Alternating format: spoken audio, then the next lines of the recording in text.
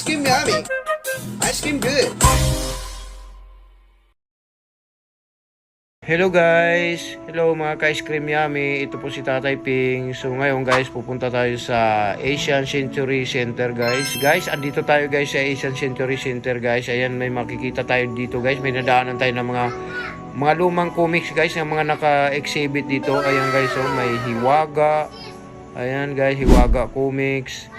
Ayan, yung Craft Classic. Ayan, makikita nyo guys dito, mga naka-display. Ayan, Sumuko. Iba-ibang klase guys ng mga comics. Ayan, talagang pre-reserve nila guys. Ayan oh, makikita yung gaganda guys. Oh, ayan. Ito guys oh, Daigdig. Special Comics. Ayan guys, ang gaganda oh. Special Comics. Ayan guys.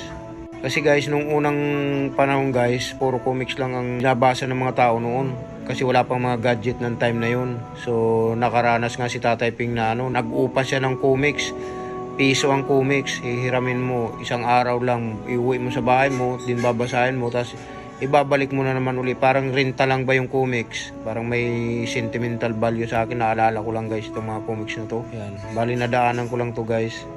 Yan, mga naka-exhibit. So ito, Francisco B. Coaching, National Artist. Ayan guys, ang gaganda oh.